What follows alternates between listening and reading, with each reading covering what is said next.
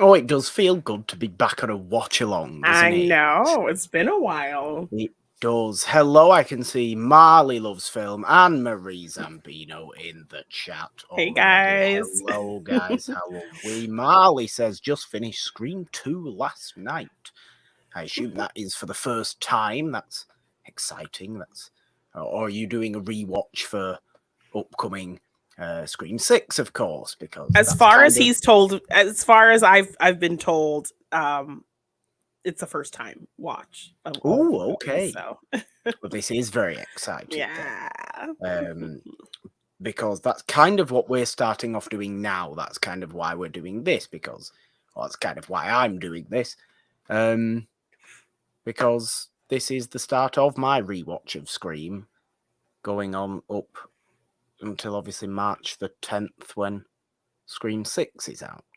Yes. So I'm I'm going to have a glad. big Scream filled next week, Yes, which is fun. and I've been begging you to rewatch these films in general because I'll be You going have. off on things that happen in the in between movies, and you literally don't remember anything that I'm talking about. So You are right. You are right. it's I'm very just heartbreaking. heartbreaking, I think, is a little bit over It the top is. a word. Have we lost the chat? Has something gone wrong with the chat? Oh no, there it is. Marley also says Scream 2 is better than Scream. Oh That's a yes, bold yes, statement. yes. Considering we are watching Scream, the first Scream today, the original, as the title says, game-changing original, which is actually kind of what I think it is. I Yeah. know I'm in an awkward spot of seating today because I'm kind of more chilled out, but the camera's all the way up there. I've got my wireless keyboard down here for the chat, but I'll have to like lean over to see the chat like this because the chat's over there. But I wanted to sit here and be as comfortable as possible for watching this movie because it's been a while since I've had it on, to be honest with you. So I'm quite looking forward to this, and I know obviously you're looking forward to Of this as course. you are Mrs. Scream. I'll take that title. I'll definitely take that title. You are. Yeah, love this movie. This is kind of the thing that made me a horror fan, this movie. Um so I'm really excited to kind of start my rewatch. I've done a ton of Scream content just kind of based off of pure knowing these movies so well. So I haven't actually done an official kind of rewatch yet. And that is very impressive, really, isn't it? Knowing all the stuff you've put into these Scream videos we have on the channel at the moment, and still the ones that are to come. We have, I think, 4 more to come before Scream 6 is out, even. Yes. We had one go up today, your Scream 4 Easter eggs video. Yes, yes. And we have, obviously, that for Scream 5 as well as reviews for both 4 and 5. And then I think, is it a killer ranking that you've Yes, got? I'm gonna do. I've done a ranking of all the films, and then I'm gonna kind of close out this whole series with a killer ranking. Yeah. Yes, Marley, my sign today does say clumsy Ghostface because Ghostface is very, very clumsy. Yes. As we'll figure out in this movie, as we will see in this movie, Ghostface is always clumsy. Obviously, Ghostface takes on many forms in the Yes. up until this point 5 Scream movies, and Which certainly makes Ghostface a very unique killer in terms of, your horror movie killers. It's a different person every time, so it's not a definitely it's not a regenerating kind of supernatural no, no, entity type situation. no. We are not dealing with Mr. Myers in this movie, Or Mr. are we? Voorhees Or Mr. or Voorhees or Mr. Mr. Krueger. Kruger or any of those. We are But the dealing fact with. that they stack up amongst them without having that is such a cool thing. So, Yes, Ghostface is very human because Ghostface is human. Anyway, let's start the movie. all right. Um, we will count down a 3, 2, 1, go, and that's when we'll press play. I am on. What am I on? It says I've got a Paramount Plus trial on Prime to watch this because I just thought it'd be easier than watching the movie. Dimension Films logo. Should we go from the Yes. Dimension Films logo? Yes. Okay. So Happy I'm with also that. watching on Paramount Plus. So here we go. I will count to 3 and then say go, and that is when you will go. Lovely. All right. 3, 2, 1, go. Yes.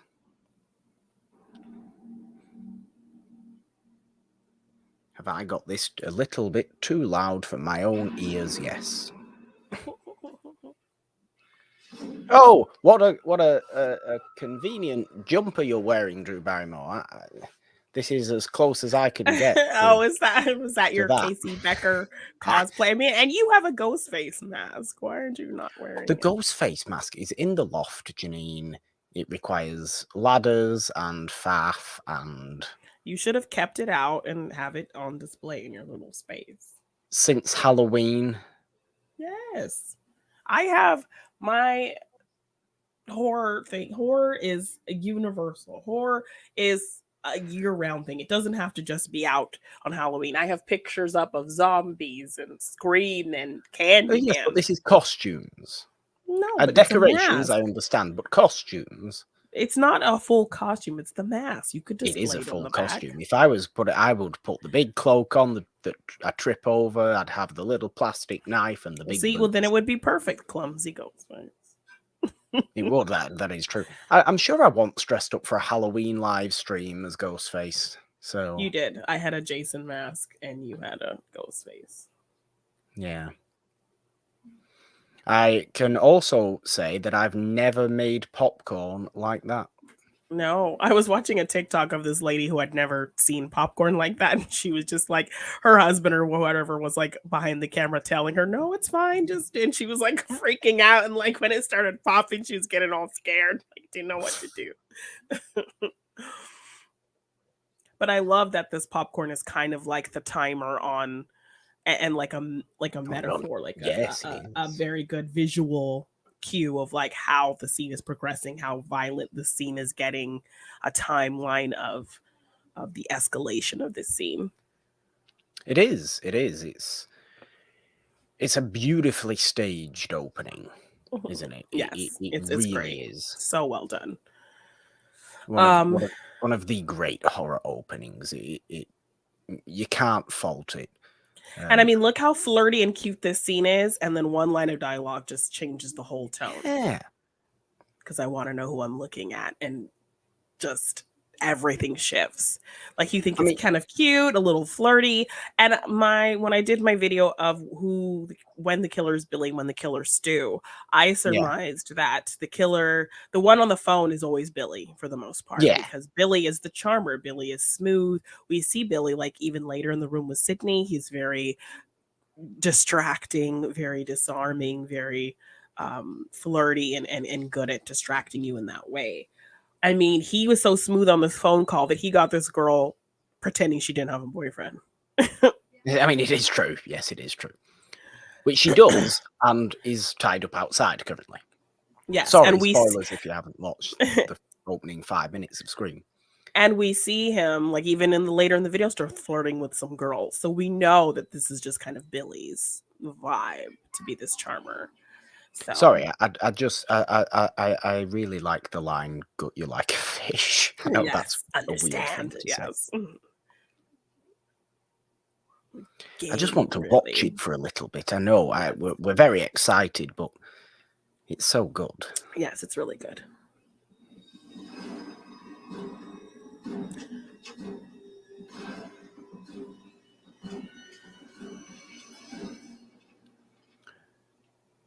Is that Marley in the chat saying lives and breathes horror?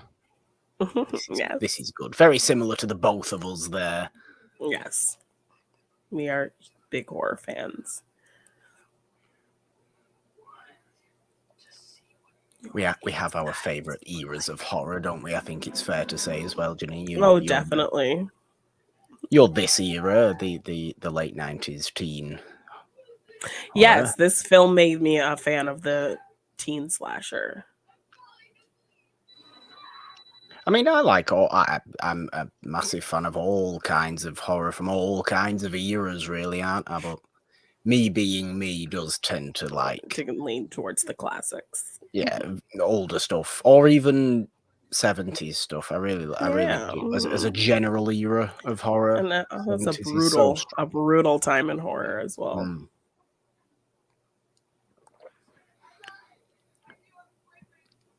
I mean, this scene does. I have to give this scene an awful lot of credit for actually Plays football and awakening. he'll kick the shit out of you. Sorry. It would be Steve. It would be Steve. His name would be Steve. Yes. I'd like to see Steve show up in the chat tonight, actually. I know. I wonder if they're around. That would be nice. No, I was saying I give this scene so much credit for awakening my love of horror to begin with.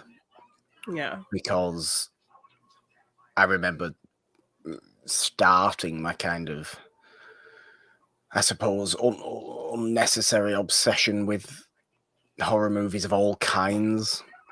A little bit too young, and would search on YouTube or just anything like top horror kills, which would lead into top horror movie openings, which would lead into top horror movie killers, which would lead into all these kind of things. Yeah. And what would always be in these compilation videos, this opening single so well time. done. I have seen this opening scene infinitely more than I've seen the entire movie. And I've seen the movie a fair few times. But it's just so well done. I mean, and this was a lot of her doing. Like, she was up for Sydney, but said, no, I would rather play this part and kind of subvert expectations and, you know, have it play out to where, you know, now anybody can die and, you know, put me all over the promotional material and just screw with people, you know. Yeah. And props to Roger L. Jackson as well. Like, he did not meet any of the cast members so that he could kind of keep this anonymity and really freak them out on these phone calls, which were actually really done. Like, these are actual, like, he's really on the phone with them. Oh, so I presume he's just being recorded whilst making the actual call itself. Mm-hmm. Yes. Okay. You've got to give, you know, not credit. What I'm focusing on the movie and trying to focus on the conversation at the same time. This doesn't work well for my brain.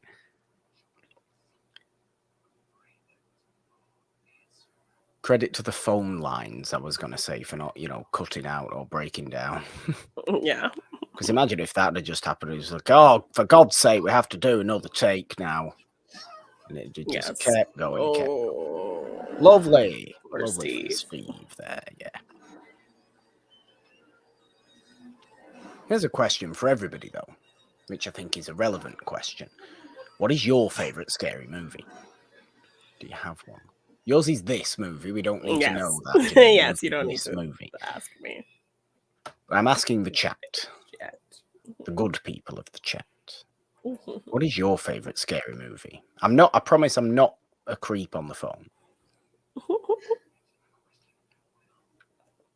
I don't know that I've ever spoken to you like on a phone call.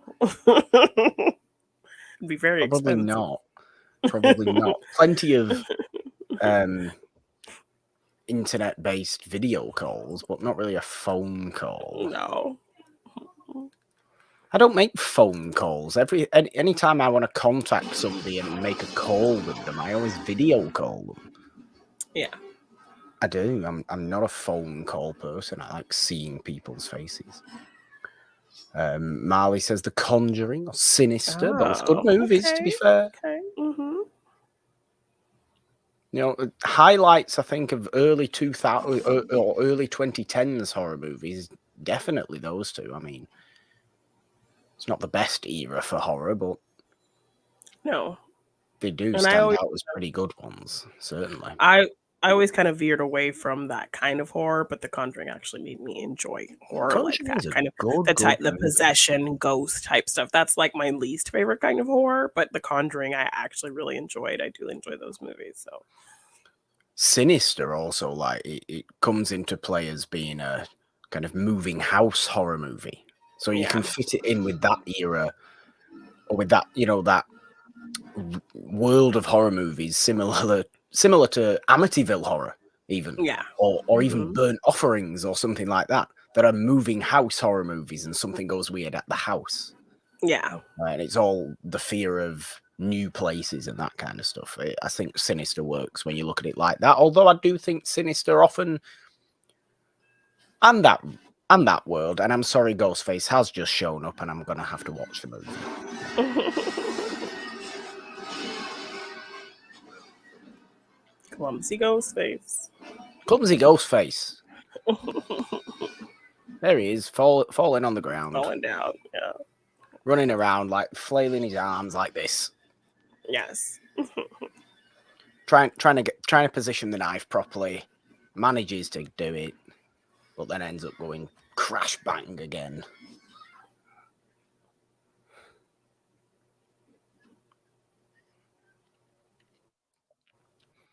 Oh, what a clean mask Ghostface has. Quite unlike the masks in today's new movie, Yeah. which is apparently cracked and grimy by the looks of it. Yeah. So it's presumably Billy's original mask from this movie. My favourite part of the entire opening scene, by the way, Drew Barrymore trying to shout her parents, and she can't. Oh yes, that's heartbreaking. She's so The close. throat's been She's slit. so close to safety. Like, I also love this little moment. Yes. Terrified me when first watching this scene and this movie. That Yeah. just the being so close to help, being so close to some And it semblance couldn't of quite get survival. there. Yeah. And then also just the little moment of taking off the mask and having this realization of like, I know who you are and why are you doing this, you know? Yeah. Yeah.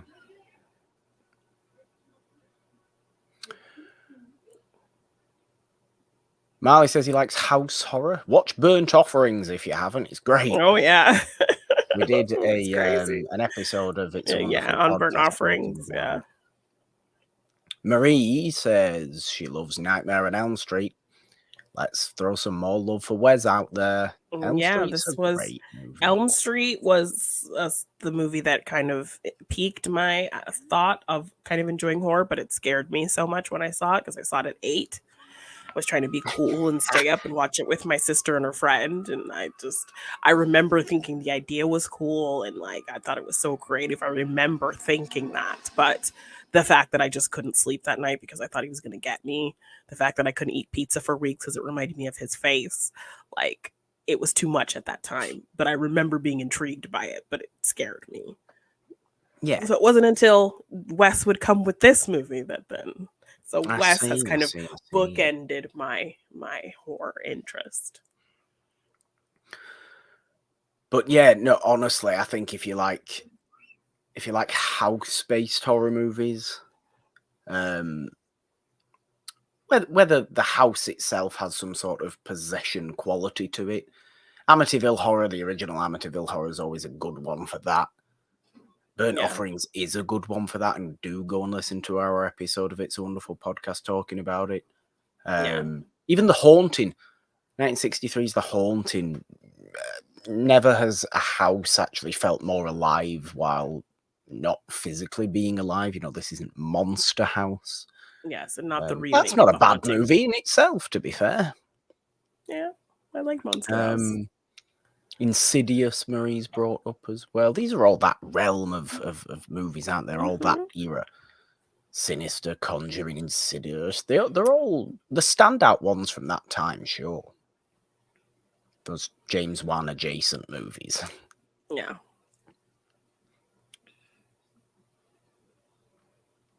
And no, Marley, I do not shame you for liking Saw. Saw 1 is a phenomenal horror Yes, I do movie. enjoy the first Saw movie. I kind of didn't continue on after that. Neither did I. I did not bother to continue on. But the first Saw is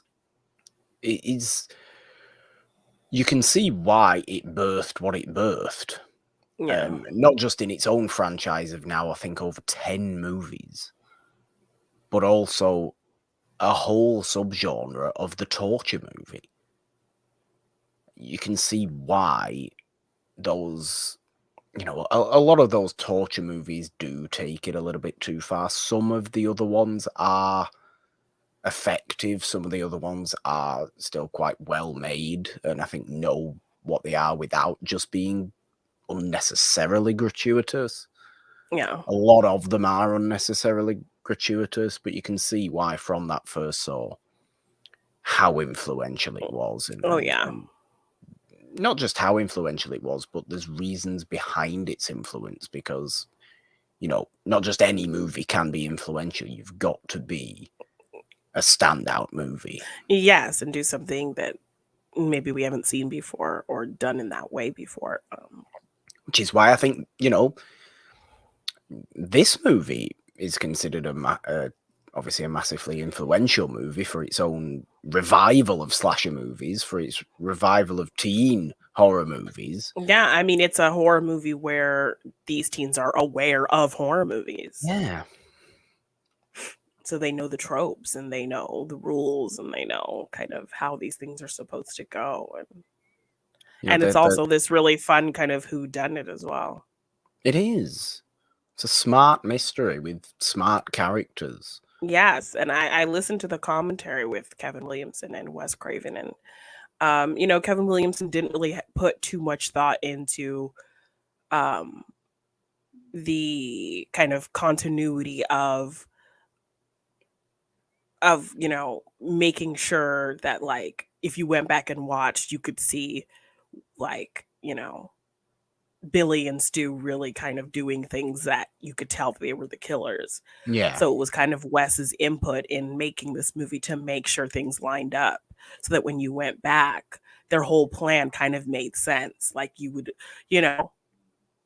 know that, like, oh, Billy's only in this part and we don't see Stu, or we see Stu but we don't see Billy. Certain things they say, certain things they do, the timeline, everything kind of really lines up. So that on rewatch, you can really pick up on a lot of these hints. Yeah. Has it ever annoyed you that they spell Woodsboro like that? And No. because Like, really you it should should be have, like, spelled Ough at the end.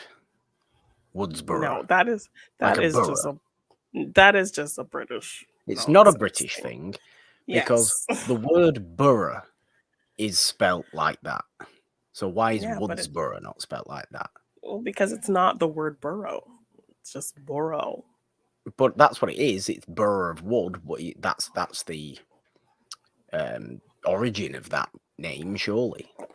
Well, surely not if it's not spelled that way.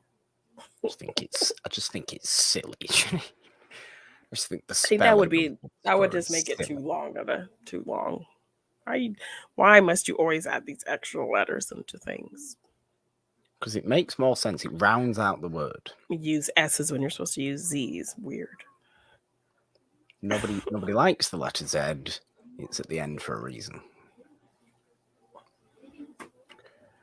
Do say hello if you are in the chat and are popping into watch. Yeah. Even if you don't want a full conversation, we're not going to force full conversation. But please do say hi. Marie says she tends to gravitate to the more psychological type horror, and this is fine. I don't gravitate to any specific type of horror because I have a lot of fondness for all types, and I think some certain more than others, definitely. Yeah. But there's elements to so many subgenres of horror because it is such a rife genre of subgenres to find great stuff in. Yeah. of the things I can enjoy. Yeah.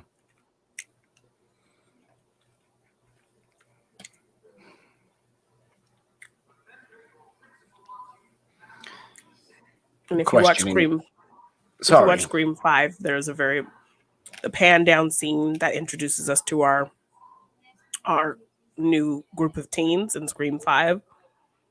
The voiceover of the principal is actually Drew Barrymore. Oh, how exciting.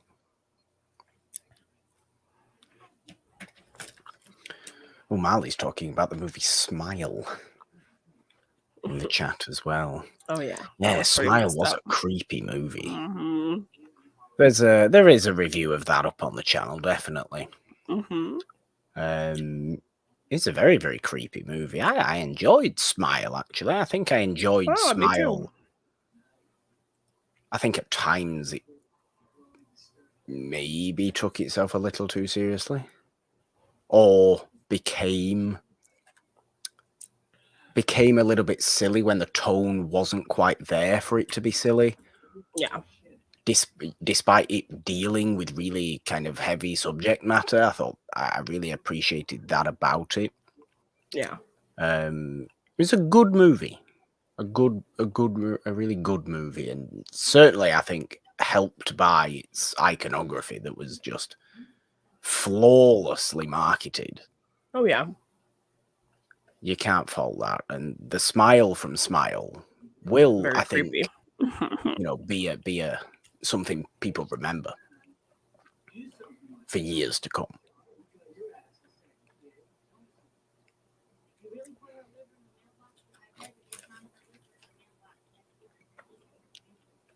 Short sleeve turtlenecks. Yep. I should invest. I read I shouldn't invest. I don't like short sleeves. It was a bad idea, bad thought for my own head. I mean, on guys, no, but on girls, I think it's cute. Notice Best turtlenecks. after Randy makes a joke about the mailbox, Sydney checks her mailbox. Oh. So all these tiny little details you spot, Janine. It's good, isn't it?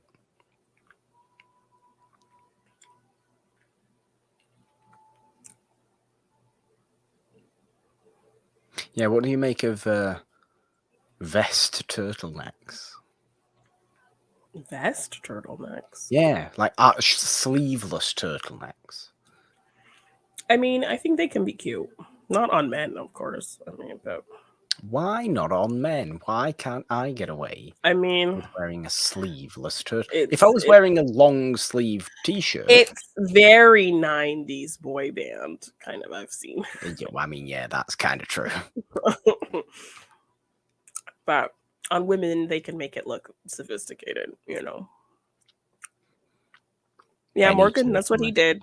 He just did the free trial of Paramount Plus. That is exactly what I've done, yeah. I have the movie. I own the movie on DVD. I just thought this would be easier to just put it on the tablet in front of me and not have to cart a Blu-ray player around or do anything like that. Marley demands me to rock a sleeveless turtleneck. Well, let's see how far I can do this one. I can do it to like there. That's as far up as they're gonna go. Yeah, no. That just looks silly. I often roll the sleeves up. I'll often wear things like that, like to the elbow. Yeah. But that's fair. Sleeveless. I don't wear anything sleeveless. I don't show skin. I'm not that kind of person.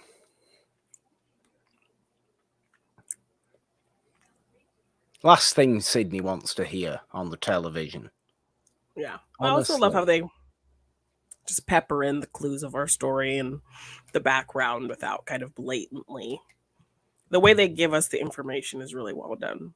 Yeah, the most important, impressive, and I think thing that makes this movie stand out above even all the others of its kind at that same time is its really an intelligent mystery. It's predominantly a mystery movie. It's trying to find out what's going on and who these are. It's not just a slasher where you know who the killer is.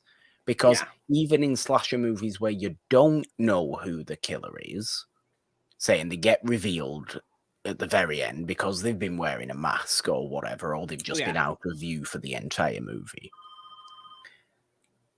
they tend to not be mystery movies. They tend to not be a group of people trying to figure out who's and there's who. not They a just yeah, tend and to there's be not people a going about the place, doing whatever, and getting picked off.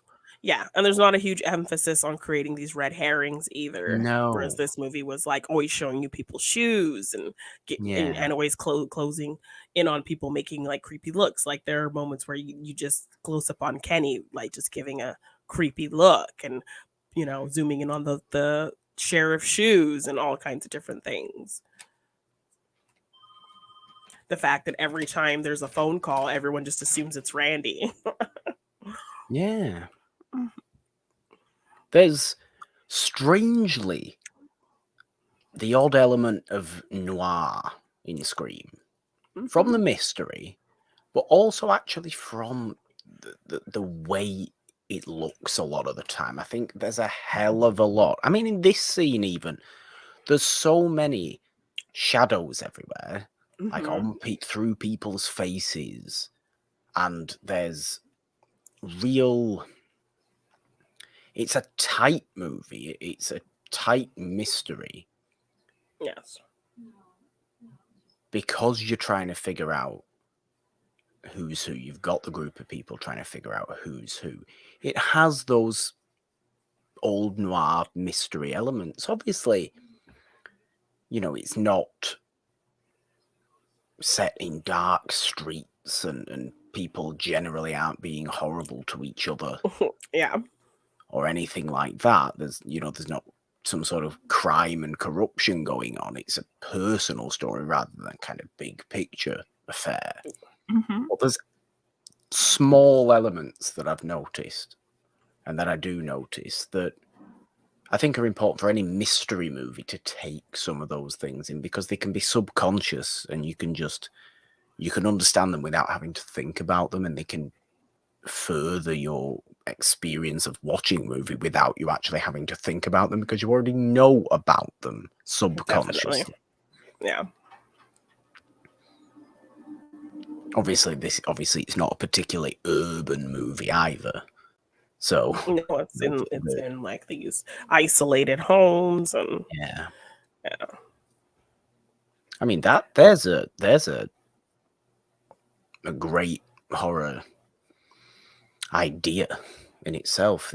It's just isolation, cut people off from each other. It seems simple, but to have your setting be these massive big suburbs where the next house is 100 yards away. Far away. Yeah. Well, even that made Casey a perfect first victim. Yeah, it's ages away from anywhere.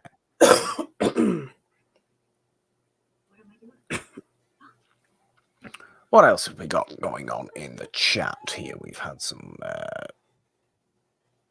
Oh, that's not very nice, is it? Ghostface thing to say on the telephone there. Bringing her mother into it. Yes.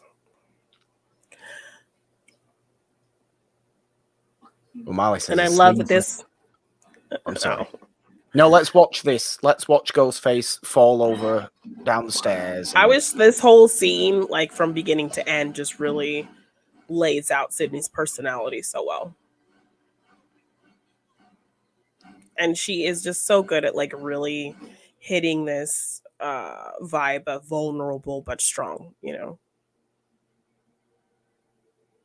Yeah, which I think what makes her a phenomenal final girl. I think every final girl needs that. They wouldn't. And her growth and her evolution feels so well done. It feels it makes sense. Yeah. I mean, I've just thought Final Girls wouldn't be Final Girls if they didn't have the vulnerability that grows into, an authority almost. Yeah. A real strength, internal strength. Yeah.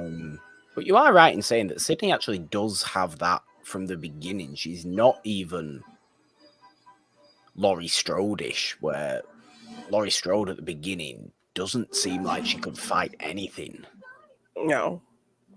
I The mean, we do see beginning her of fighting Halloween. back, but she's not inherently. No, you do later on in the movie, but certainly even when you meet her, she really does come across as very, very meek.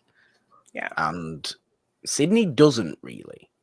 Sydney No, never she's comes across. fighting right off the bat. Yeah. The chat has said sleeveless jean jackets is more for men apparently, although they sound even worse. I refuse to wear jean jackets. You would look good in a jean jacket. I'm not wearing a jean jacket. Why? No. I don't live in. Sorry to pigeonhole people. I don't live in Arkansas. What? Janine. I Only don't think you people who live understand in how that America part works. of the world No, wear that is not. jean jackets. That is not true. They wear jean jackets and the same shade jeans and jean shirts and then a jean hat. No, you need to open up your idea to fashion. You don't have to wear a jean jacket with jeans. Jean jackets are not inherently a rednecky type piece of clothing. Cowboys. You just have this weird image in your head. I don't think you understand how America works. I do understand how America. No, I don't Please think you do. educate me on how America works. I will send you images of very fashionable jean jacket looks. Okay. I'm not wearing one. I mean, if you pull up images of jean jacket with turtleneck, then I'm sure you would get some really. Oh cool no, you can't wear a outfits. turtleneck with it. No. Oh yes, you can. No. Wear a Oh turtleneck yes, you with can. a big coat. You need to. Cabin in the Woods. Cabin in the Woods is being discussed in the chat. A very, very smart movie. You can definitely see the influence from a movie like this in Cabin in the Woods in the knowing about everything else sense, in the kind of self-aware sense, while being a contained story in its own world. Yeah. That's not, a meta comedy. It is self-aware. Yeah.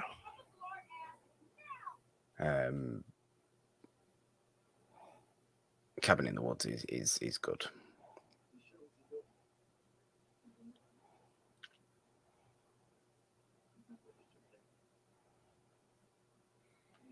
Dewey's mustache.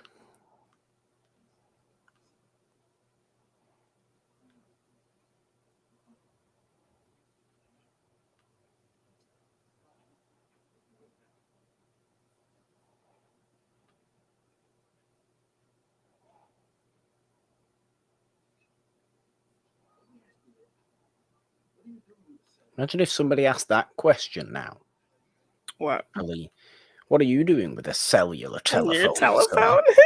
It's like, what do you think I'm doing? I'm a human being, Yeah. Well, just so funny to think how rare that was back then. Cellular I mean, referring to it as a cellular telephone as well. Yeah. I mean, do people... I mean, this was always an American thing that I always came across. Do people still refer to it as cell phones rather than just a phone? Or a mobile telephone. But nobody in Britain nobody says mobile phone anymore, because that was always what it was. I think they just had an image of what that was, and it was the tiny little things that you got in like 2003. I love that. Like Every time on the kill count, James A. Janice describes Billy's dad as Billy's werewolf looking dad. Like, You He know does what? look like a werewolf. Right? He does. Like, it's such a random thing to think, but then when you hear it, you're like, I get it. I totally get what he means. Oh, see, Marley says it's just an iPhone now, but what if you don't have an iPhone? What if you have, where's my phone gone? What if you have a Google phone? Yeah, I mean, it's a smartphone. But I don't call it a smart, it's just a phone. Nobody wants to look at you, Billy. We know who you are. Oh, and here comes Tatum wearing a turtleneck and a jean jacket. Yeah, Oh, for see? God's sake. I mean, that's what she was wearing earlier in the day. She just added a jean jacket. I've just been sat down and told to shut up there with what I've been saying. Yes. Oh, dear. And I'm finding some very fashionable pictures of men with turtlenecks and jean jackets. You're not bringing them up on the Watchalong. Just because I don't like them.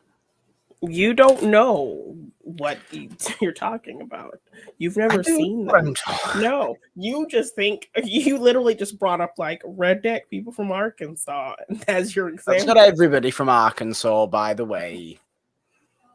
Okay, don't try to backtrack now. Plenty of nice people in Arkansas, I'm sure.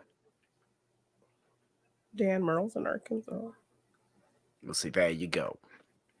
Not a redneck. People who like NASCAR, there you go. No. They wear jean jackets. Oh my gosh. And are likely also from Arkansas. Stereotypes.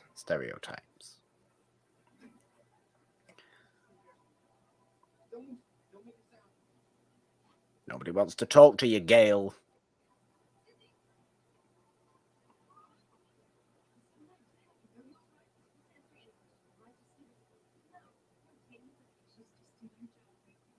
That's right. Yeah. I'll send you a copy. Bam. Bash.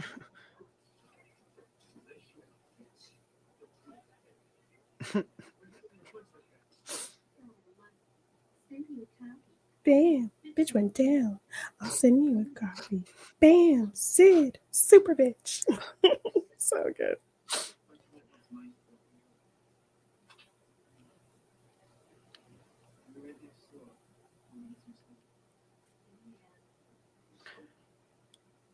Although, here's another noir influence. The incessant journalist. Oh, yeah. Determined Gail. to get their story. The heartless journalist who just wants the story and doesn't think about human beings and their own feelings. Marley likes NASCAR and he's from California. Oh, for God's sake! Well, this ruins my stereotype, Marley. As I sit here drinking tea with a jumper on, I'm not a stereotype at all, am I? No. Oh, my tea's gone cold. Okay, Dido. No, we're not singing that.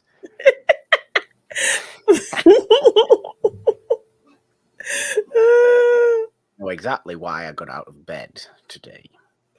To do things. Is the morning rain clouding up your window? No. It isn't. Shh. The unofficial Scream theme. Red right hand. So good. Can I just also say that we have little subheadings on our names now because StreamYard allows us to do that. So I wrote, Janine is very happy to be watching Scream. And while I am also very happy to be watching Scream, I've wrote, Morgan is very happy United just won a trophy.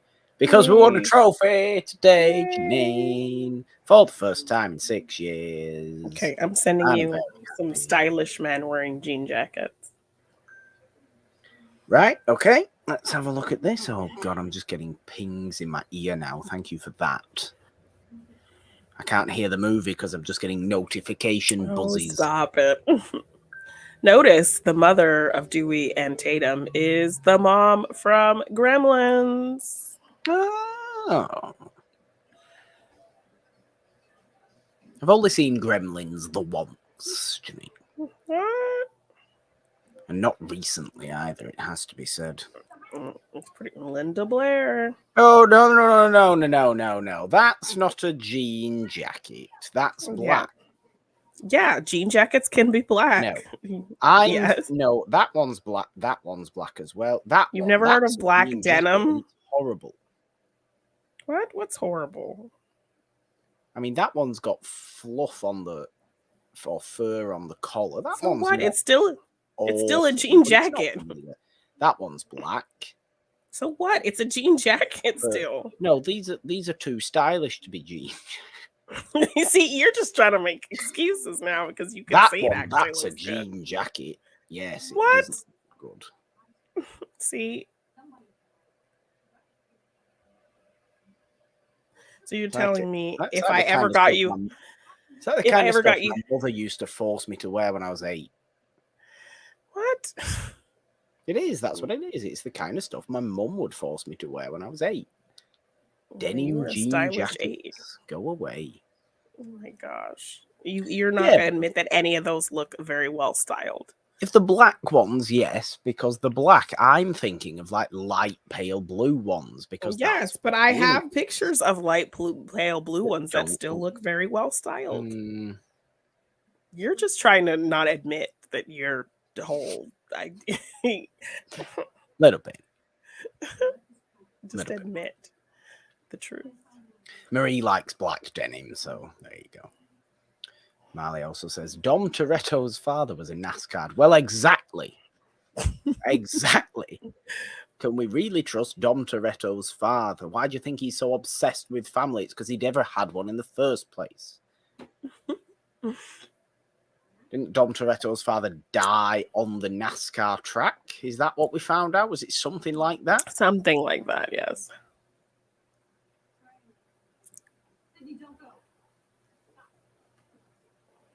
I love this kind of moment of her having uncertainty about her truth and in thinking it's Cotton. And also, we get a look at Cotton, which is the easiest money Liev Schreiber said he's ever made, just kind of walking down some steps and getting in a cop car for this movie. Yeah. They do make sure him and Billy have very similar haircuts so that, it is very plausible that when Sydney thought she saw Cotton, she was actually seeing Billy a year earlier. You see, it's clever. Mm-hmm. And look here, Stu is actually looking for bumps on his forehead because Sydney headbutted him the night prior.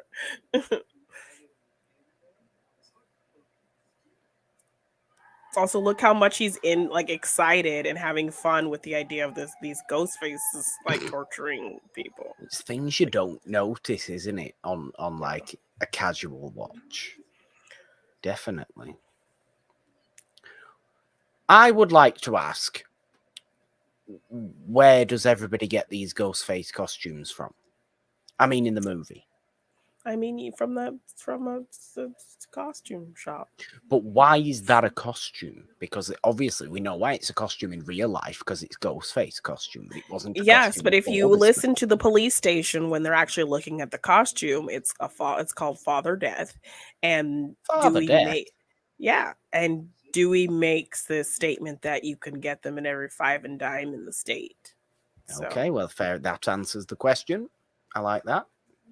This is a good. You know what, Janine? This is a good commentary track because you're very knowledgeable about them. I try. And I'm here for silliness. I try. Hello, Dad. My dad's showed up in the chat. How are you? Hello. I assume you're just as excited as I am about the happenings today.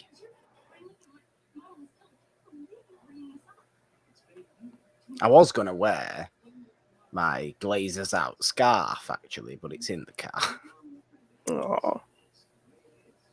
It wouldn't have made sense because obviously United, it wouldn't have made sense to outside people, because obviously United play in red and white and it's a green and gold scarf. Yeah. But it's that for a reason, you see. Protest scarf it is. That's why. Protest It scarf. is. It's a protest scarf. We don't like the Glazers who own United. We want rid of them. We want new owners. They're useless, horrible people that take money for themselves and put nothing back into the club, and they've done it for 17 years. They've ran us into the ground. That's terrible. And we don't like them. And they were trying to milk it at the final today as well. They were there trying to shake people's hands, and gremlins that they are. Gremlins. Well, they are. They look like gremlins as well.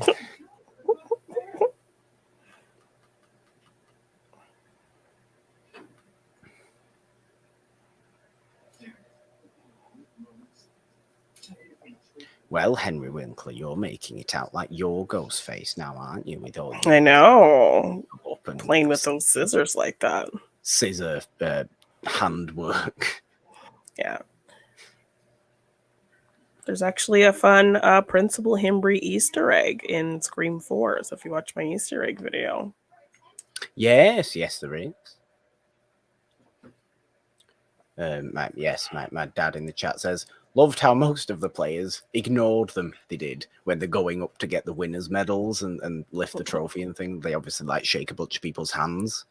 Yeah. Who were up there, and the Glazers were there. They've just all of the players, certainly most of the players that I saw, just completely blanked them, like shook everybody else's hand. It was quite good. I'm actually quite surprised that Harry Maguire just completely blanked them, actually. I was quite pleased with Harry Maguire for completely blanking them. I actually have a fun theory that this cheerleader is the mother of yes, this one, isn't it? Yes. Of Tara and what's her face in the new Scream continuity. This cheerleader actually was dating Skeet at the time. That's how she kind of got the part. Is that why you think she's Tara's mom? Yeah. It's just because she was dating Skeet Ulrich. Well, no. Is it Ulrich or Ulrich? It's Ulrich, I believe. Okay. But yeah, I believe she's Samantha and Tara's mom. And I actually saw an interview with her. She was like, I'd love to come back. So. Oh, yeah, you sent me that. Me that. Well, who knows what will be revealed? I mean, we know 100% fact she was there at the time. The way she talks about Sydney is very much like, of course she would talk bad about the girlfriend of the man that you're having, that you're in love with, that you can't be with, she's a cheerleader, who maybe didn't meet her potential after high school, became a drunk, finding out the man that you were in love with is a psycho killer, could drive you to be an alcoholic. Wouldn't be a nice thing to discover, really, would it? No. So they do kind of describe her as an alcoholic. I have a question about bathroom cubicles, Janine. Okay.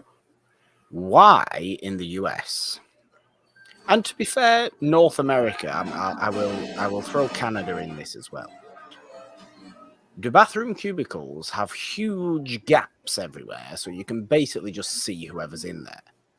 Some do, some don't. So some have a pretty big gap to where you could actually look in there and see who, but some don't. Some are pretty tightly shut.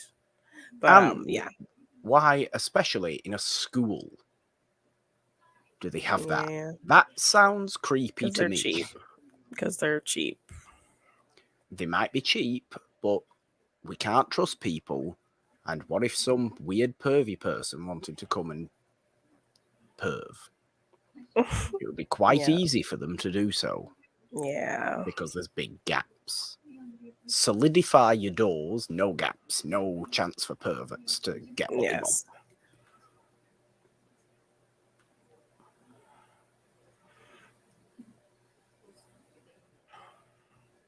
They really love Sharon Stone in this franchise, don't they? I think people do enjoy Sharon Stone anyway. No, she comes up quite a bit. But no, but yes, you are right. Yes. She comes up 3 different times in this movie. Well, here we go. Marley's been in public toilets that don't have doors on the stalls at all, Yikes. which is not good. Where That just on sounds earth? like a urinal. I don't even. It does. I don't even want to know where these were. Oh, a safety thing so you can get out if the lock breaks. Oh, right. Okay. That seems a plausible excuse for all the weirdos making them. I'm on to people. Oh, yes, and this whole thing of Mr. Prescott kind of being a suspect this whole time. Yeah.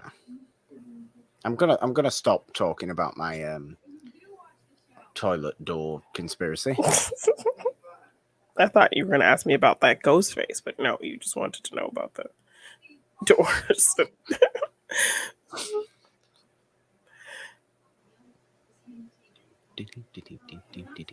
No, Stu, where have you been?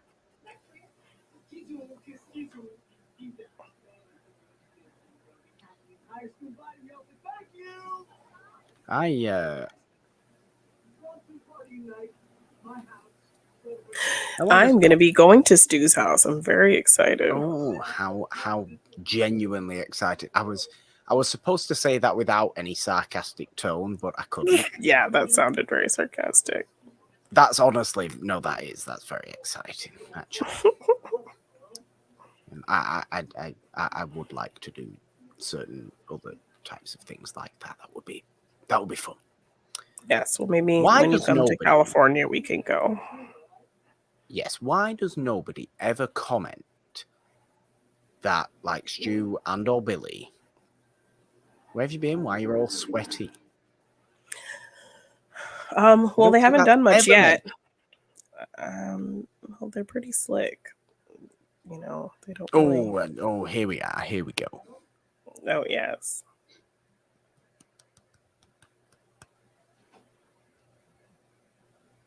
Put the mask down. Yeah, stop playing around, Principal Embry. Stop goofing around and watch him fixing his hair like the Fonz.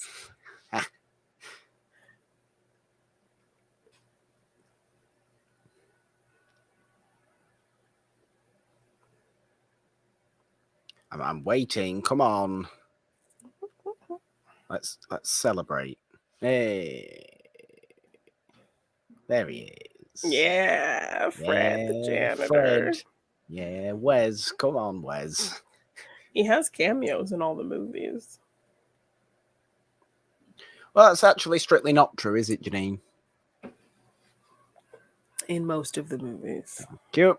Let's be accurate, please. Oh, goodness.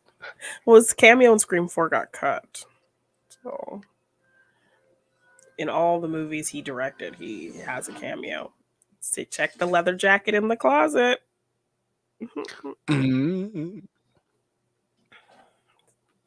It's all very jokey about itself, but it's not. It's almost not obvious with it, is it? It's not like it doesn't draw attention to its own jokes, even though it has them there. That is totally Billy, because we just saw Stu.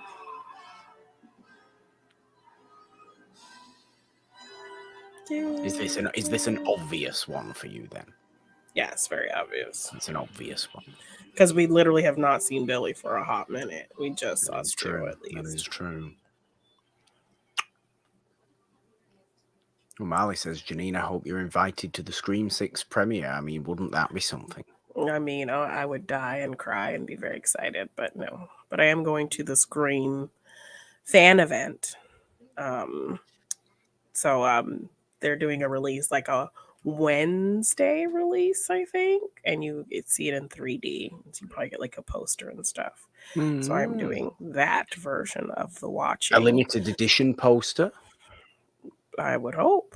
A limited edition poster that you'll be able to get signed by people? No. So nobody will be there? No, I'm Yeah. seeing and they're just calling it a fan event because it's an earlier screening, you probably get a poster, and it's just an earlier 3D screening of the What movie. if somebody is there?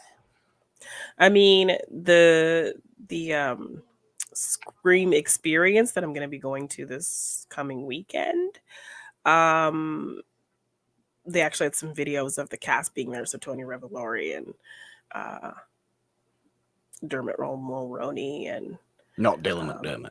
no, Dermot Mulroney were there, and, what's his face? Gooding, I can't remember his name. Um, they were there kind of checking out the experience.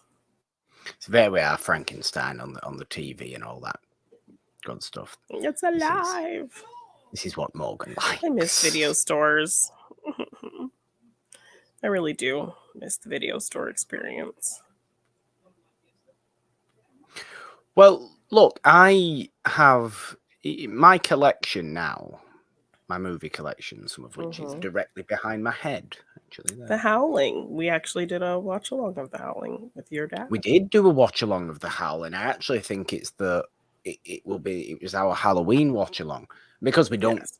do them as frequently as we once did because we're doing and focusing on a lot of other things now. Yeah. It actually shows up as the last watch along we did because the Deck the Halls one we did at Christmas got a bit of a copyright claim. Seriously? Yeah. Why? Could you hear too much of it or I something? think so. Yeah.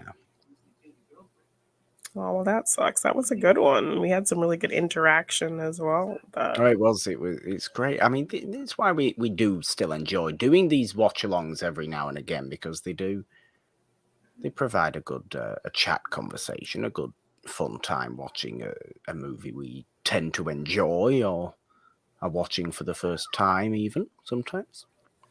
Yeah. But yeah, what I was saying is like just thinking about it now that this video store's here is with my collection whether to start maybe not now, but say when I have a full place of my own. Yeah. I would To love to put see how you end up displaying all of your things once you have a properly, yeah, proper and place for them. obviously the pictures and the posters, the good quality stuff, frame them all properly and do all that kind of stuff. But with the actual movies themselves, because I obviously have the kind of special edition Blu-rays, the boutique Blu-rays by Yeah. company, so that makes sense to me. Yeah. But the rest of them do it by genre. So you're doing it by company and then in alphabetical order. Well, yeah, that's what I've done with like these ones. So these are my Eureka ones, my kind of Arrow ones. So it's either by spine number or alphabetical if they've not got a spine number. Oh, okay. That's very specific. But no, I mean like for the other ones, for just the random base DVDs and base Blu-rays, do I do them by genre or do I just keep them all because there's so many of them just in plain alphabetical where whatever comes after whatever else? Yeah, I've always just done mine in by genre and then in alphabetical order. My dad says we'll have to do Deck the Halls again. We're not doing Deck the Halls again. I think he's the one who you filed the enjoy. copyright claim, so we'd have to watch it again. Well, no, I mean, it would just, yeah. We're not doing Deck the Halls again. Why is the theme tune to Peaky Blinders on this? No, Peaky Blinders took it from this, as this was first. Oh, it was, absolutely, but I think that's where a lot of people probably recognize it from these days. It took me a very long time to replicate all of the elements of the outfit Tatum is wearing.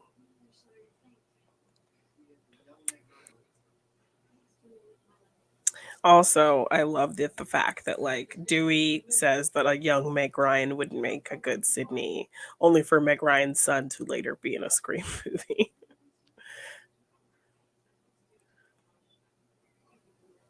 So why do you have to ask such questions, Marley, in the chat?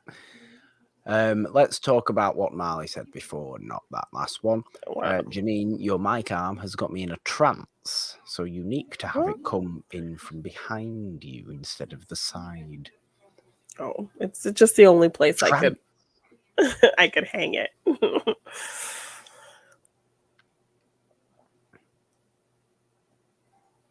We're not getting Morgan hasn't seen Mission Impossible, by the way. Yes, we are. We actually are. The movies come out in July, so yes, that series will be coming soon. I retire from Morgan hasn't seen. You do not. You will enjoy these movies. You did not think you were going to enjoy Fast and Furious, and what happened? What happened? You'll have to do it with someone else. Yeah. I'm sorry. That's not how the show works. The show works in the fact that you do whatever I say. So, Hello to Marie's cat. hello. I'm saying hello to Marie's cat. No, we're not doing Deck the Halls of Watchalong again, by the way. It's the only one that's ever gotten any issues with it. And because we obviously don't show any of the movie, we're watching the movie here, and I would assume it was some sort of music that was played slightly too loudly in the movie. Yeah, Christmas music causes lots of problems. Yeah.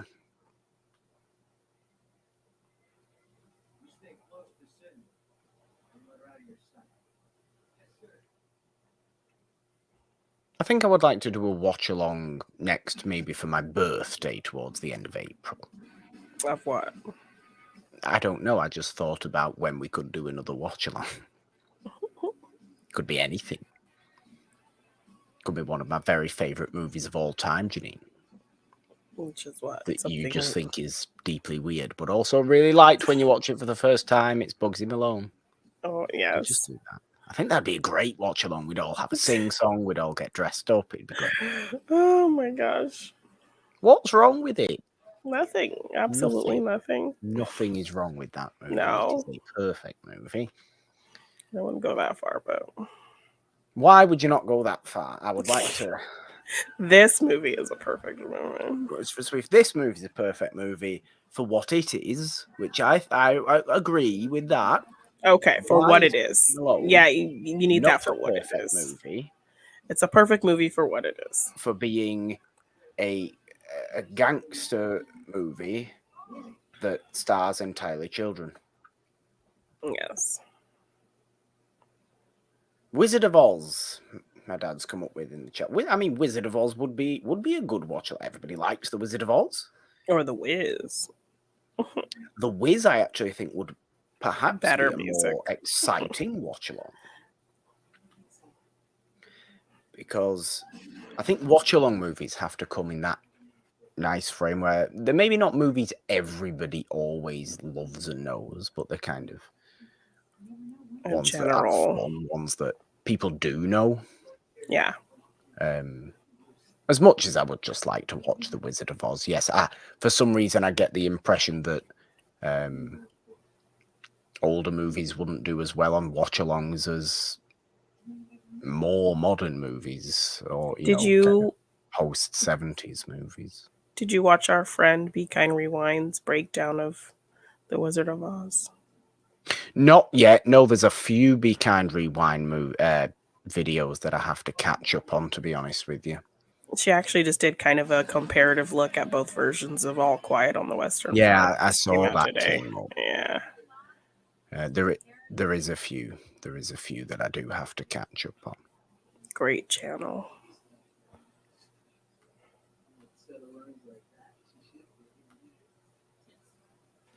It's a lovely dressing gown that Stu's got on. Yes, which we do see in the big Ghostface shrine in this new Scream movie. Scream 6 trailer. Mm-hmm. Tatum's outfit she's wearing this night as well, which I will be wearing to all of my Scream events coming up. I'm going to wear it to the Scream experience. I'm going to wear it to see the movie, and I'm going to wear it to Stu's house. Maybe they'll let me reenact Tatum's kill. I would probably break the garage door. It just wouldn't go up. I would love to see you flailing around in a strange, flailing around like Picard in Star Trek Generations when he gets trapped in that rock. That's Just terrible. going. Oh, Picard in that rock is just like, I'm sorry. In a garage door. In the garage door. Yes.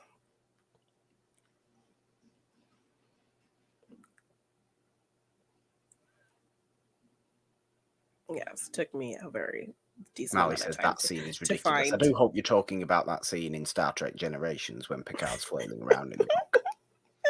And not this scene that we're about to watch now, because this is a great scene. Yes. Tatum's death.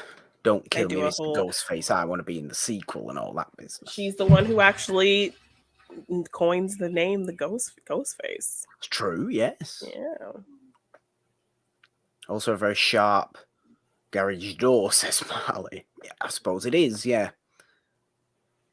I mean, maybe this was pre-sensors, but garage doors tend to have sensors now. As this film did kind of up the sales of and creation of caller ID, I'm sure this also upped the creation and sales of garage doors with sensors. Well, I didn't even know they had sensors because I don't have a garage. Well, yeah.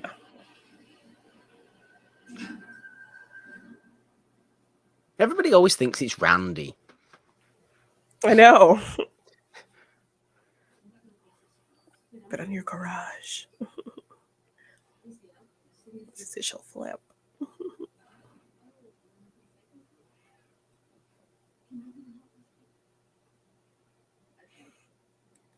Oh, please don't kill me, Mr. Ghostface. I want to be in the sequel.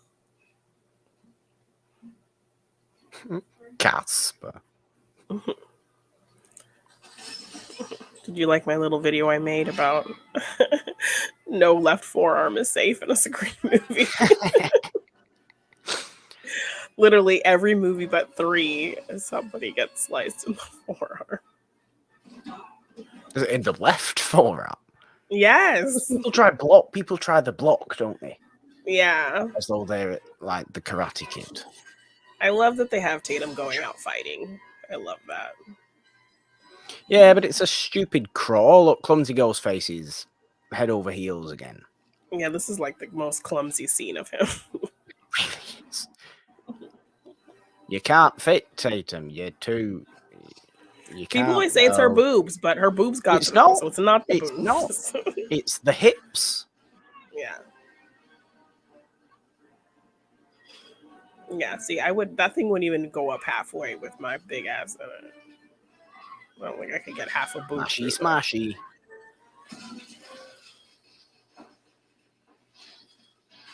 Very sharp garage door. Mm-hmm. Rich people do weird things. That's a nice comment from Marie in the chat. Yes, that's probably true. Oh no, she says, I love the random dozen eggs in the garage beer fridge. Oh yeah. Actually, why would you keep eggs in the garage?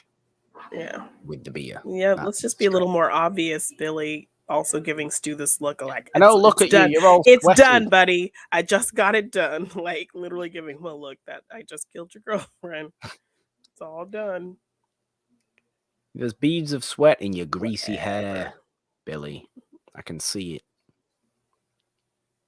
I'm excited to do my Scream 5 Easter egg video. I'm going to go break down the whole cast of the Stab movie. Ooh.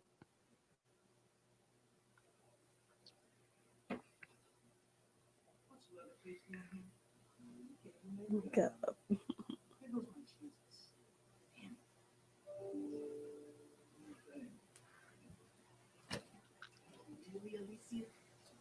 I just like how, Vincent Price wouldn't look out of place in Stu's dressing gown.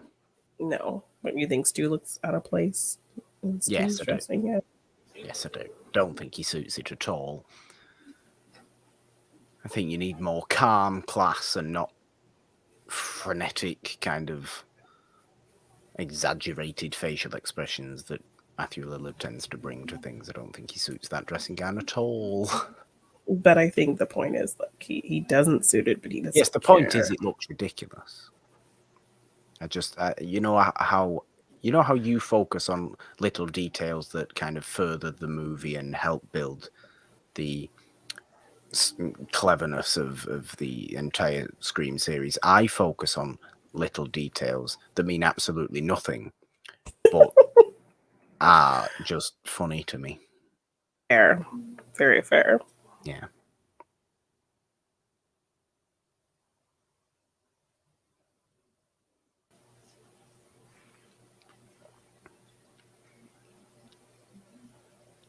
Where do they hide all the changes of clothes? What do you mean changes of clothes? I'm convinced Billy wasn't wearing that a minute ago. This is the first time we're seeing him. The last few times we saw him, he was Ghostface. Well, no, but we've just seen him at the door. I'm convinced he wasn't wearing that Yeah. shirt at the door. He was wearing a jacket, and then he took off the jacket, and he had Where that did he put all underneath. these clothes? We can't just leave clothes around. Is it the same leather jacket that Henry Winkler had in the wardrobe? I think It might he was wearing a jacket, a flannel, and a t-shirt. He took off the jacket. Now he's just wearing the flannel. Then Where when did we he see keep him the later, Ghostface clothes? I don't know. Probably hit him somewhere. Exactly where? Because there is a back stairwell next to the garage, so he presumably stashed it somewhere in that area, or maybe It's got to be even hidden in the well, garage. because if some drunk person finds it, then the game's up. What's this Ghostface mask? Is Ghostface here? Yeah, who's Ghostface? It's got his name on it because it's an old bag he had from when he was a child, so his mum put his name in it. What? It just says Billy Loomis, number 14, Oh my god. Green Street, Woodsboro. Green Street. I don't know if that's his address. Yeah, I don't think you know. I don't know. How am I supposed to know Billy's address? Well, Sydney lives at 34 Elm Street. And Stu lives at 261 Oh, it's Turner so Lane. the knowledge is staggering, Janine. It is. 26. Well, you hear her when she's trapped in the cop car and she's calling. She says, "I'm at 261 Turner Lane." Marley says, "Why don't we have a Scream box set?" A fantastic point, Marley, because there isn't a good one, and because we're still getting new movies. That's why. When I used to buy movies together with my ex-boyfriend, I bought a Scream box set that had the 3 movies and then a special DVD with special features, and it was in a little cardboard case thing. People have made their own that you can buy on Etsy and stuff. People have put together and designed their own steelbook box set of all the movies. So you can they're the official steel books, but they've made a cool designer box for them. Yeah. So I'm sure maybe after this 6th one comes out, they'll make a big, huge. It depends when it finishes. What if there's a 7th one? I don't know. It depends when they want to finish the entire series, because that's really the only reasonable time to bring a full set out. Bond's done it, and they still keep making it. Yeah, that is true. Bond does do it, but I think the best one you could get now is probably 4 of the Scream movies. I mean, you know, the 1 to 4. Yeah, there was definitely one brought out after 4 came out. Yeah. But I need to it's upgrade. not from any sort of phenomenal Blu-ray company or anything like that, which is kind of my snobbishness when it comes to buying. Which I do. I would love to rebuy the whole set in a nice box set, because I only have the only one I have on Blu-ray is 4, because I have the 3 that I bought with my ex-boyfriend, and when we split up the DVDs, he knew I was obsessed with Scream, so he let me keep that one. um, the reason he's playing with the Cheetos like that is because he doesn't like Cheetos. Why is he? Oh, Kenny's supposed to like Cheetos, but he doesn't. But the actor does not like Cheetos. Clever. We like that. Yes. I don't like Cheetos. Or similar type crisps. I don't really eat crisps. People who don't like crisps are can't be trusted. I don't not like them.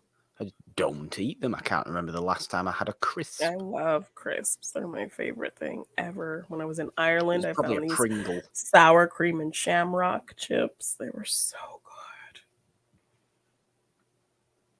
Made with real shamrock. Which is a lie. I mean, they said they made it with real shamrock.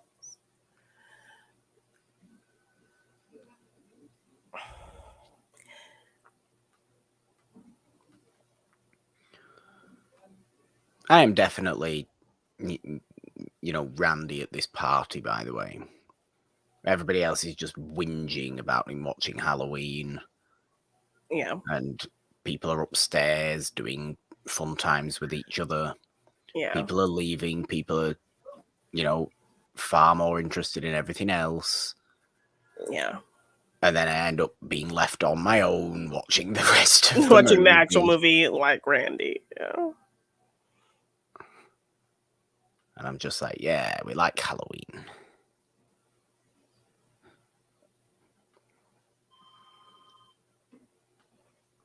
And of course, the reason they killed Principal Hembry, just a reason to get everyone out of the house. Mm-hmm.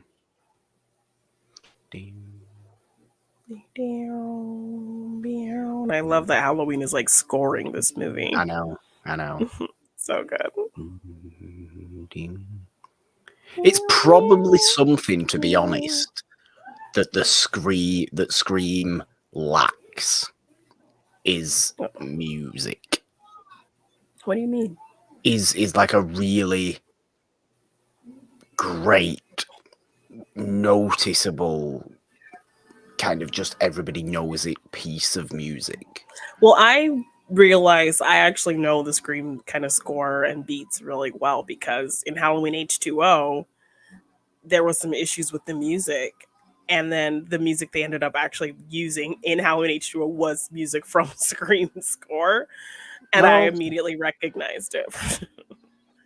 Okay. Well, maybe this was Marco Beltrami's like first big movie that he did. I'm not saying the music's bad or anything like that. I just, but it just doesn't have a very not at the same level, is it? Yeah, because you have these other songs that are much more iconic. So you have like Red Right Hand, and yeah.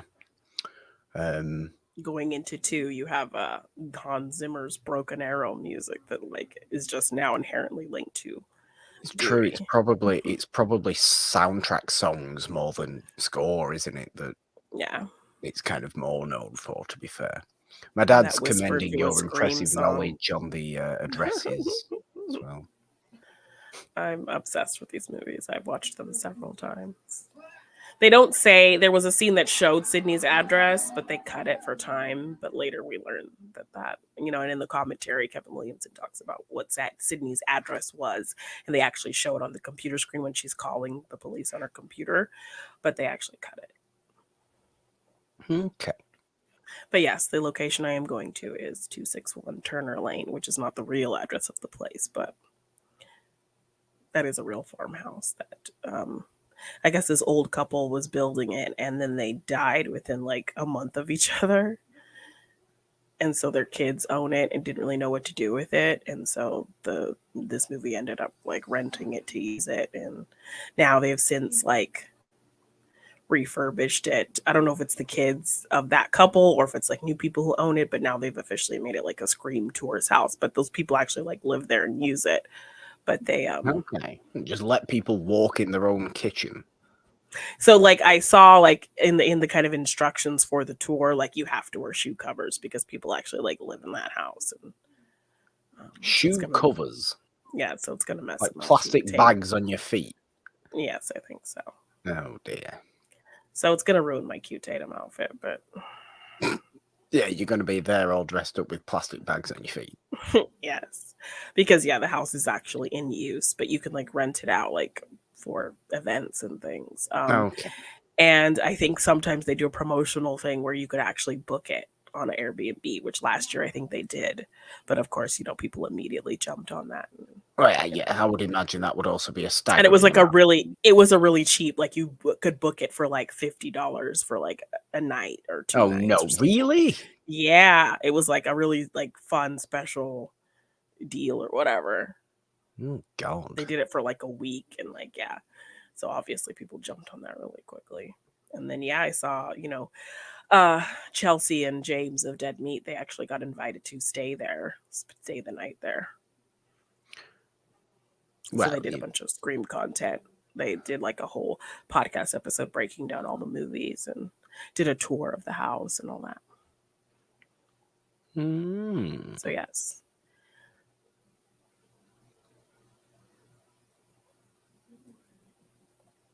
You have to stop being so creepy. Being so creepy. Exactly. Every time he asked that with that creepy look on, and she literally is admitting that she doesn't believe it's you, but yet he's still working so hard to convince her. He's just like, what do I have to do? Like, I already am convinced. Like, you're just making it worse. You're just making yourself even more suspicious, guy. I would like to visit the Double Indemnity house in LA. Oh. Because Why do I've you always recently make that weird growling sound. I don't know. You can do that. That's a real location. Oh, it is, yeah. And I've recently read Double Indemnity for the first time as well. That only took me 2 evenings. It's only 136 pages. It's really short. Oh, okay. But obviously, it's a wonderful, wonderful movie. Yes, I love that movie. And would very much like to visit that house. Just to picture Barbara Stanwyck inside. That would be nice. Is the Sunset Boulevard house a real house? Ooh, that's a good question. I don't know. I would hope it still is, yes. That would be a nice one to go to as well. Marley says he's visited the Toretto house in LA. Oh, for God's sake. If I visited the Toretto house, I would be demanding a barbecue. and then making constant fun of the fact I was having a barbecue there. It'd be like, where's the 17,000 other people that should be here? Because that's how many people the Toretto family is now. Including Rita Moreno for some reason. Including Rita Moreno. Let's have a barbecue. Where's the Coronas? I don't even drink Corona. I would be treating it incredibly stupidly. Yes, you would.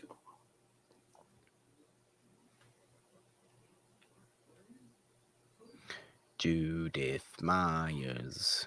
I think he had just only done that Romeo and Juliet before this, and then he got cast in this. Oh, really? The very meta-ness of him saying, turn around, Jamie, behind you, Jamie, when he is Jamie, who also needs to look behind him. Perfect. Yeah. This is what I mean. It is an obvious joke, but it doesn't, like, wink at itself, does it? It's not like, you get the joke. Yeah. It lets you be clever enough to understand the joke. Yeah. Oh, Kenny. Kenny is so great. Kenny dies a hero. You're not watching properly, Kenny. 30 seconds late. What's the point in it being having a 30-second delay? How can you go in and do anything with a 30-second delay? I mean, you'll still get your information recorded. Oh, but look what Kenny does in his last dying breaths. He points a way out. Go that way. Yes, look, Kenny's a good person. There's a door. Yes. And like when he saw Randy was in trouble, he immediately went to run in to help him. Kenny has heart. Kenny's wholesome. He was old. Mrs. Even though he got Doubtfire traded. House in San Francisco. Good Ooh, house. the Full House in San Francisco. Full house, yes. Could go Full there. House. That's just like any house in San Francisco. They're all like that. Essentially. They're all on an incline of that. And they're all those tall townhouse things. Yeah. Sometimes in weird colours. Any one of them could be Full House, although I'm sure it's specifically supposed to be one of them, the outside one. Yeah. No, I think for a while the creator of Fuller House had bought the house, but he no longer owns it. I do remember seeing years and years ago when I first went to LA with my family, the Fresh Prince of Bel-Air house. Oh. I do remember driving up to see that. Doing a bit of a kind of Beverly Hills house tour, to be honest with you. That's what we were kind of doing. and Bel Air and the Hollywood Hills and areas. Which I probably did end up seeing the Double Indemnity house at that point, but obviously didn't know what it was. Know what it was, yeah, or have any concept of it.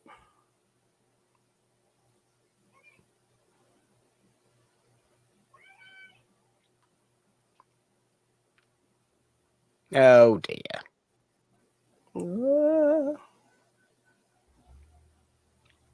What a shame for poor Kenny.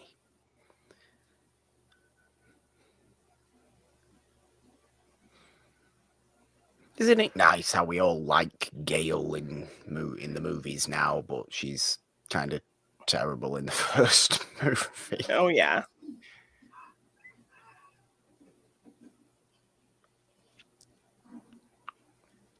And we're all excited, of course, for to see Gail have a conversation with a ghost. Yeah, face it's over so the phone. funny that like she's like an iconic character in these movies, but has never gotten a call from Ghostface. Ghostface called her phone, but she was talking to Randy on Gail's phone. Mm-hmm. But yeah, like she gave Randy the phone, and Randy was talking to Ghostface, even though he called her phone.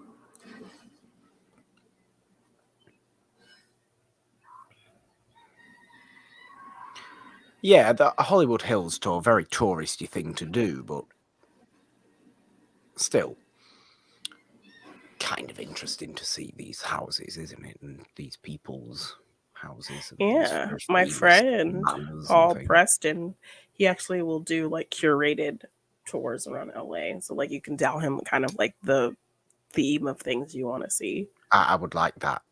Mm-hmm.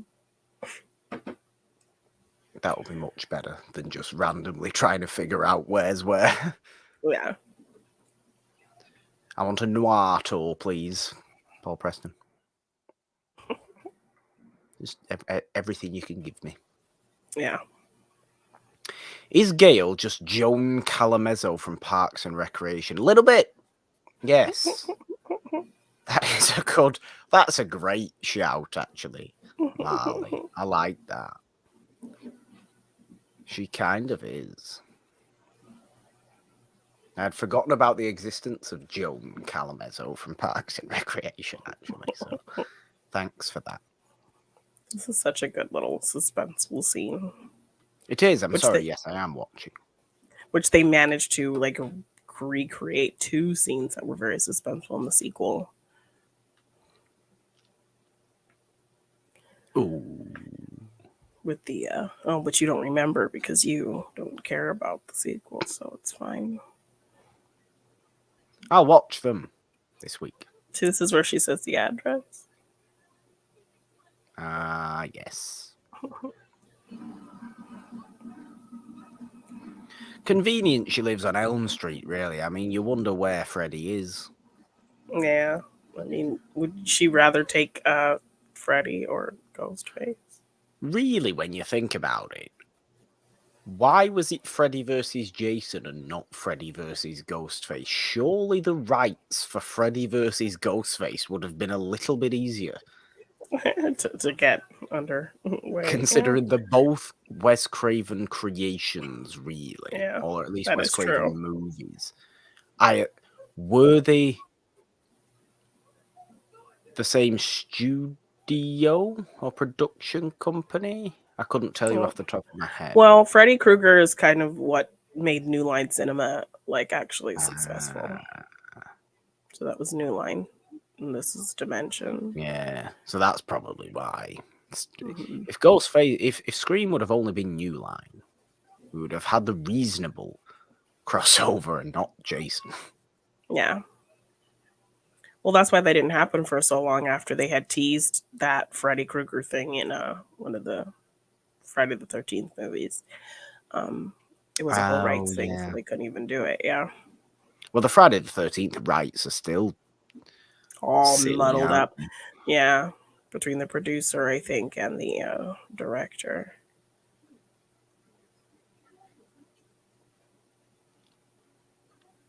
No, we're all very nice and helping now. Give me the gun, I'll just shoot you.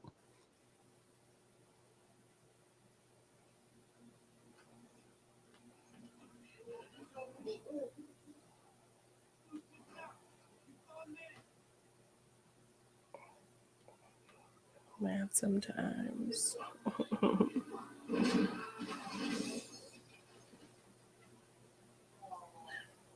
The line in the movie is actually a lot more nonchalant than that.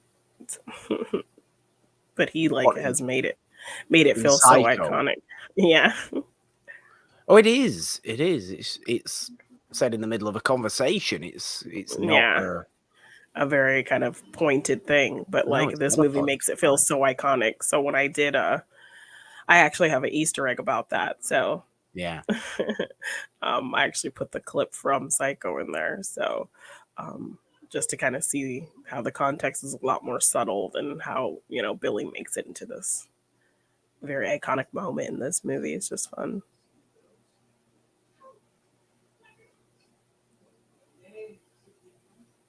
And the first indication and the first time the ghost faces use a gun when they don't have the costume on. Yeah. Ghostface always uses a gun when they don't have the costume on, apart from in Scream 6, apparently, when they turn up with a massive shotgun in that one convenience store. Well, they don't turn up with the shotgun. He steals it from the clerk. Oh, So it's well, so there's it's a not shotgun Ghost. in a convenience store. Yes, but it's not Ghostface walking in with the shotgun. It's using a shotgun in a convenience store. The Yes, because specificity that I have to have when it comes to Scream, Janine, is too much with you. I'm gonna call you on it. That's I just don't what I get this do. finicky when you're talking about things I like. You kind of do. I do, yes, I do.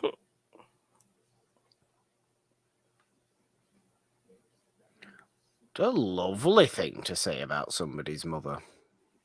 Yeah. See, here's another Sharon Stone Oh, Sharon reference. Stone. Everybody likes Sharon Stone. Yeah.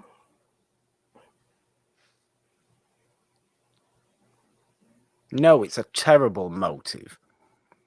I think it's not. I don't think it's a good Well, motive. Kevin Williamson said when he was kind of, with this script and selling it and talking to people about it, he had a huge camp of people who were telling him no motive. It's scarier and better without a motive. And then he had people, yes, motive. They need a motive. It'll be No, better they with a need the motive. motive. So then, in terms of that, he did both. Stu doesn't really have a motive, but Billy does. Well, Stu's doing it because he just likes Billy so much. Yes. Peer pressure. He's far too sensitive. I joke about the motive. I mean, no motive, no killer motive's ever reasonable, is it? But it's at least understandable. Yeah.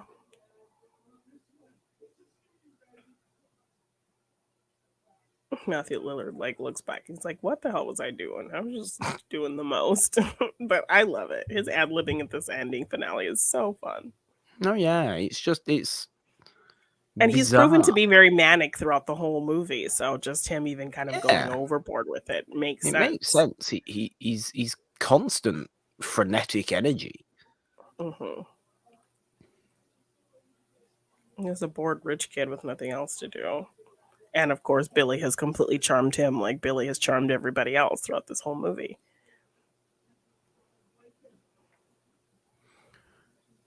Which is why you should always trust very charmless, boring people.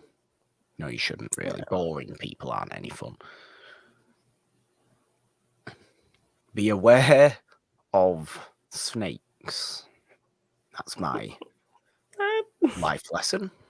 Snakes, charming, snakes in life. Okay, well, I'm Slytherin, so I don't mind snakes. Precisely. Be aware.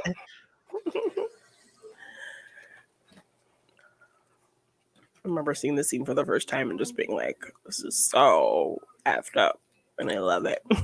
Yes, it is. Let's try. Let's look like there's been a fight and look like they've tried to kill us as well. Let's stab each other. It is. It's very nasty. Marley asked, are we going to get a ranking of the Scream movies? There is one. There is one. It's already out on the channel. Is one, Marley. It is up on this very YouTube channel right now, so you can go and watch that as soon as we're finished here. Yay. My plan is to do reviews on all the films, so right now I have reviews 1 through 3 out right now. 4 will be coming out this week. And I have Easter eggs on all the films. 4 just came out today. And yes, I already have a rankings video up, and I have a video breaking down on when the killer is Billy and when the killer is Stu in this movie. Yes.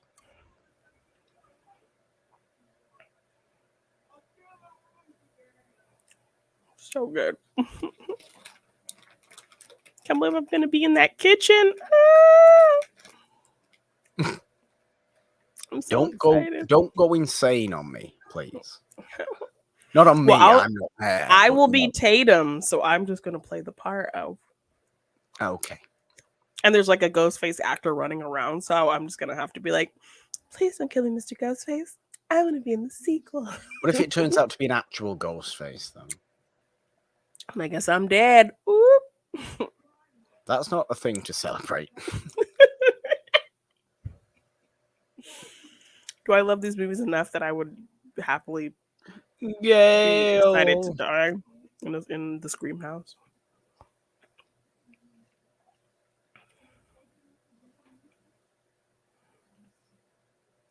Stumbles on YouTube dipshits.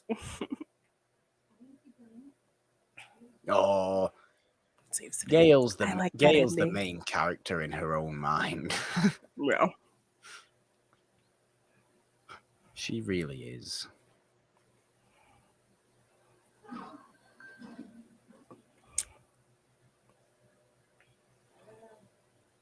I love that solidarity moment. Yeah, man.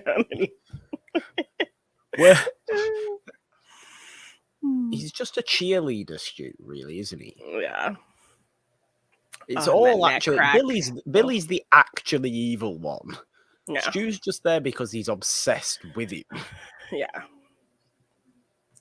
Which they don't even have to tell us that. Like, we just see it, you know?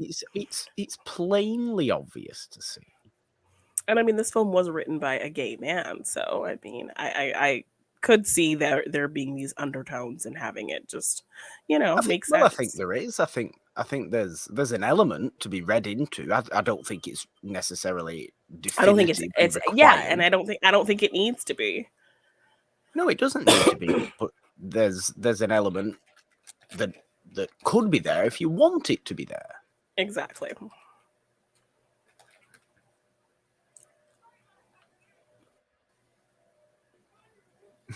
I'm dying. I'm dying here, man. I always think in fairly gory movies when people are covered in whatever fake blood they decide to use, just how unpleasant it must feel being so clammy Sticky. and sticky and Well, because of that, we got one of the best ad libs in this movie.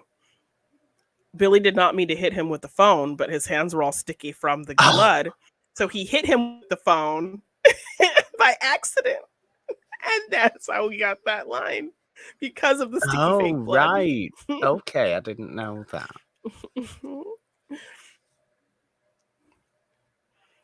They actually Marley went says through it would be an honor to be killed by Ghostface. I wouldn't like that anyway. I don't think it'd be an honor. Be dead. I mean, if you're a super fan, it might be an honor.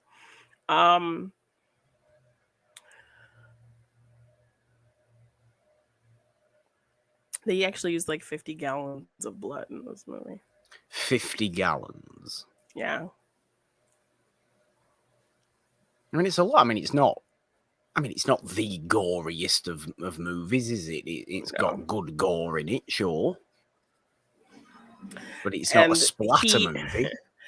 He actually gets stabbed for real right here in a scar he has. So he had like open heart surgery as a child. So he has like a open, like a wire, like something there in his chest.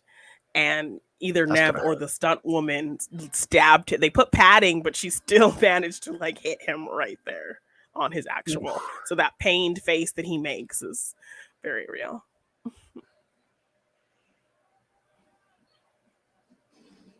And they would go on to date each other. So when he's like, I always had a thing for you, Sid, it's very accurate. In your dreams. We actually see that TV in the big Ghostface shrine as well. Which is why...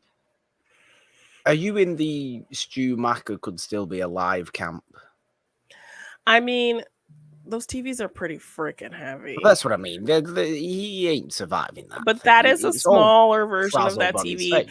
And he was like, already like, I think I'm dying. You cut me too deep. So he was already bleeding out as well. So I would be in the camp that Stu is dead. And like, yes. And it's like, if he was in prison all these years, how has he not even been mentioned? Yeah.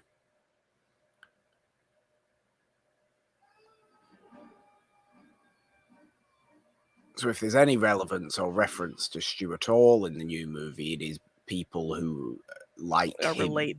Yeah, so people who like idolize him. Exactly. Yes. Or presumably related to him. But it's like, we did already get a relation to him and that didn't really go anywhere, which I don't want to say any specifics just in case, because I know Marley is fairly new to these movies. But yeah.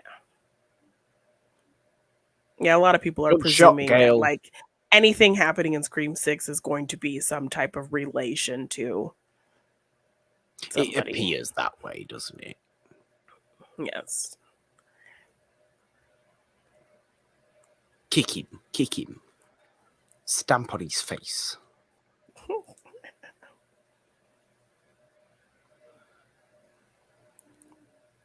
Thanks for that, Randy.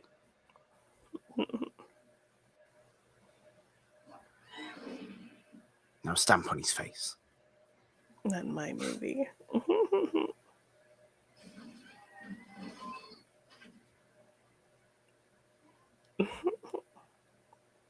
See, look at all these jean jackets on show. Yeah. Horrible outfit. Would you rather have Gail's jacket? Yeah, I would. I'd much rather have Gail's. They actually had Dewey die, but they said, let's just film one where he's alive on a stretcher, just in case. And they show that to test audiences, and they liked it. We need Dewey. Yes.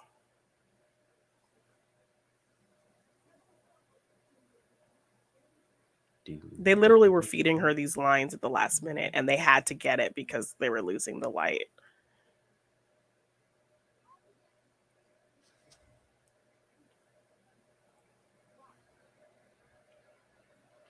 In the middle of nowhere. Yes, and this house literally is in the middle of nowhere, because I was looking at the like directions to get there, and like so I was like booking a hotel, and like any hotel is like still like 30 minutes away. Thanks for that little flash of Ghostface. Yeah. Yay! Yay! And I love the Scream. credits. I like getting to see face credits. You just like how they're in the same font that the piracy is a crime thing is in. That's what you like. And they are. They're the exact same. Yay for Scream. Yay for Yay! Scream. We like Scream. It was fun. Yay! I love this Good movie so watch much. along. So good. Thank you to those of you who came and hung out with us and chatted Yes, and thank shared your love of horror with us. I really appreciate yes. it. Definitely. We had a nice conversation in the chat today. We had a few more people join us live that chose not to say hi by the looks of it, but we appreciate you just as much for joining us today to watch Scream. I don't think we need to plug anything or do anything like that because it has been scrolling by at the bottom of the screen the entire time. There are also links in the description if you would like to donate or join our Patreon or anything like that. But our social medias and things have been scrolling past. Subscribe, ding the notification bell on this YouTube channel if you have not already, for plenty more Scream stuff, that's for sure, at the minute. As well as Monday Madness every single week. We have reviews, we have some retro trailer reactions, Morgan's movie collection, where I take you through my lovely physical media, and plenty of other stuff as well. More watch-alongs to come, I'm absolutely certain of that. We do enjoy doing them. Every so often, they are nice to come back to because we always have fun doing it, and it makes us, I think, choose our movies perhaps more specifically. We don't just do any random fare. It's defined movies, special movies, curated. Yes. But thank you very much, Janine. If you have anything else to say. Please don't kill me, Mr. Ghostface. I want to be in the sequel. That's it. I can't say any more. I can't say any more than that. I do think there may be only one thing left to do, though. A countdown and a shout of goodbye. All right. 3, 2, 1. Bye. Bye. Thank you, everyone.